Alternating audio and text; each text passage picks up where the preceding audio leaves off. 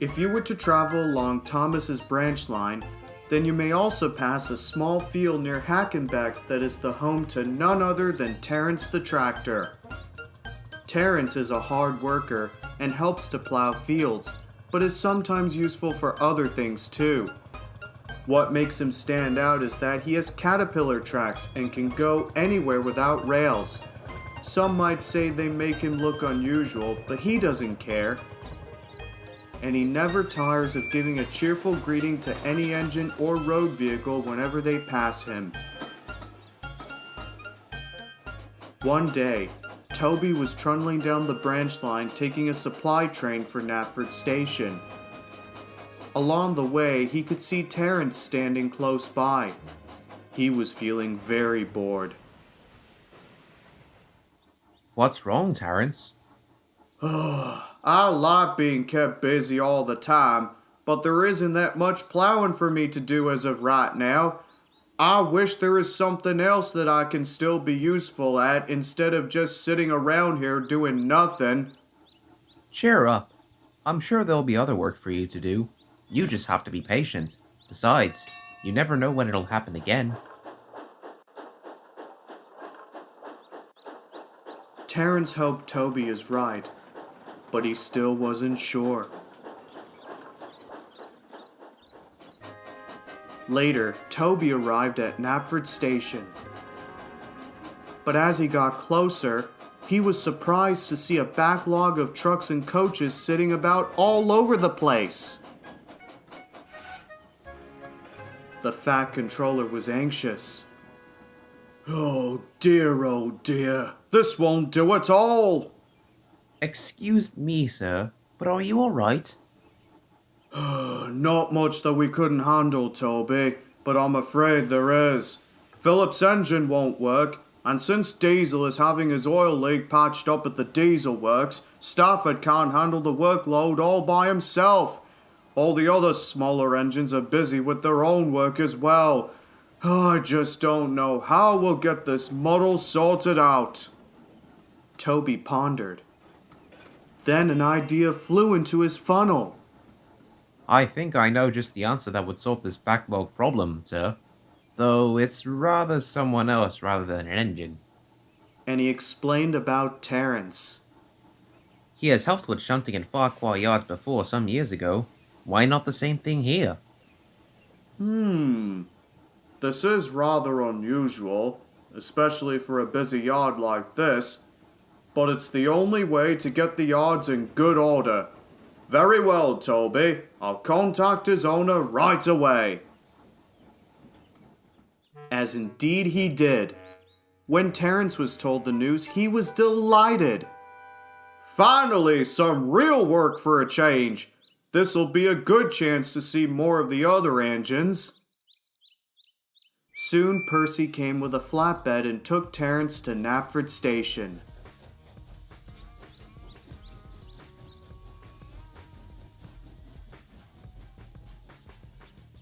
When they arrived, Terence got straight to work.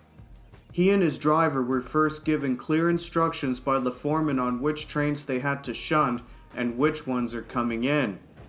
And like before, a wooden frame was fastened to Terence's front only for pushing. Stafford came up to greet him. Mind how you go with those trucks. They'll give you bother if you're not careful. Don't worry, I dealt with their behavior prior and I won't let them stop me from doing my job. We'll soon have this yard neat and tidy. Terence was as good as his word. He chugged happily to and fro, pushing and pulling the necessary trains ready to be taken out on long journeys. For once he had shunted them, trucks knew better than to play any tricks. He's strong, he is. Keep on the right side of him. You'll never know what he might do to get his own back.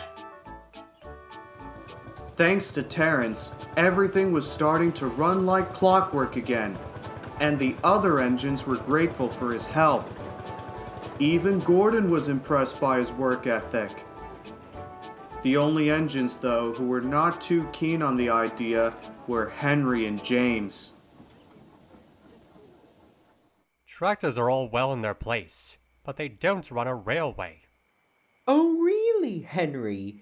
As far as I can tell, he and Stafford got on swiftly together and got the yards back under control. Who knows? He might help you out of trouble. Pah!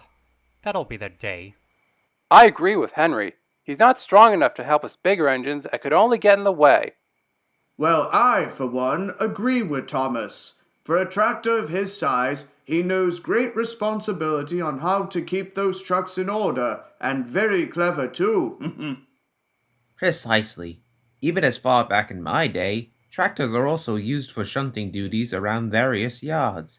As queer as the idea might be in your own perspectives, he still gets the job done really well. James and Henry said nothing, but still remained doubtful. The next day, Henry's driver came up with exciting news. There's a group of VIPs going on an excursion tour of Ulfstead Castle, and the Fat Controller's chosen us to pull their special train. Oh, yes, sir.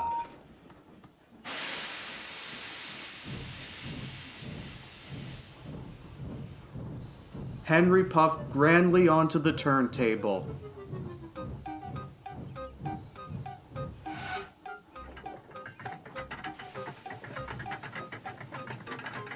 But as he was being turned around, there was a groaning noise, and then a screeching sound as the table suddenly stopped working halfway. What's the meaning of this? I've got a special to pull. Don't forget me. I'm still here, you know, and I need to pull my lovely clean coaches. The motor seized up. I can't seem to get it working again. Well, don't just stand there. Try and fix it. I'm going to be late with Henry idling about.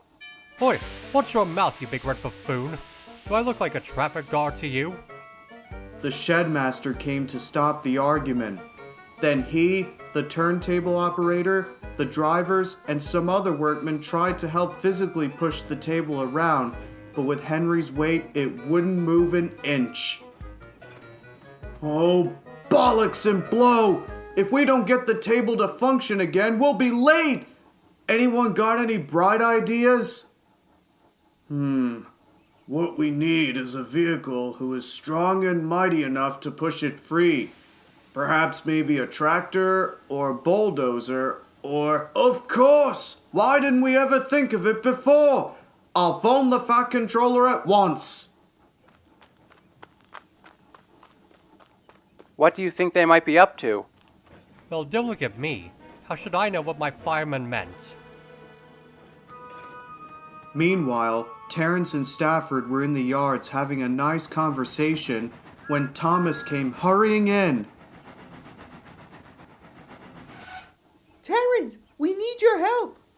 What's wrong, Thomas? There's trouble over at the sheds. The turntable is jammed, and Henry and James are stuck. We need you to help push it free, as Henry's due to take a special train in a few hours. Do you think you're up for it? I don't know if I can move it, but I must try all the same. Quickly, Terence was loaded on the well wagon, and Thomas set off as fast as he could.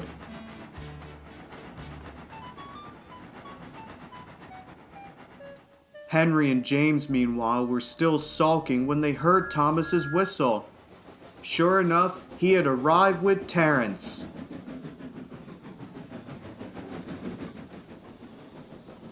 Thomas? Terence?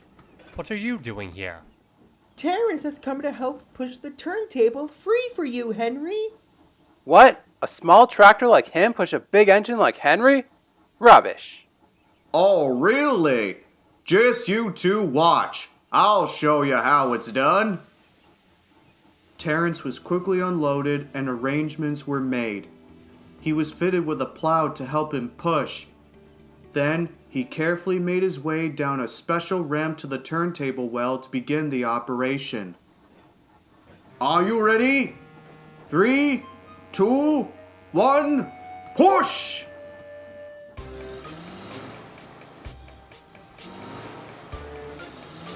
It was a lot harder than they first thought, and Terence was nearly out of breath.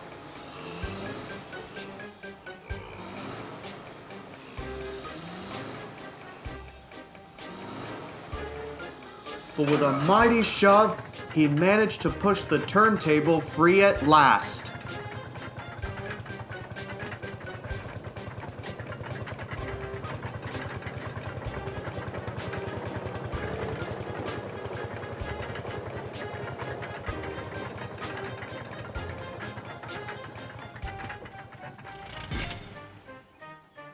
Henry was too bemused to say anything as he puffed away to his VIP train. Even James was beyond words too. Way to go, Terence! You saved the day! Terence was too breathless to reply, but just smiled. That evening, he stayed with the other engines at the sheds, talking and laughing about the day's events. Just then, Henry backed in with the Fat Controller on board.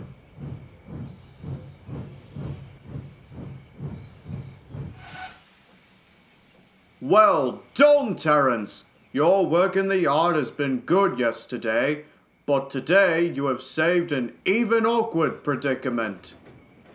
Thank you, sir. All in a day's work is all. You know, Terrence, for a tractor who can only run on roads and plow fields, you definitely showed me and James that you are a very strong and powerful machine, who certainly can help even the biggest engine out of a jam. Agreed. I was impressed by how much effort you put in helping to get us free that morning. That's something that I can admire most. 3 cheers for Terence! And all the engines whistled and tooted in chorus, while Terence beamed with delight.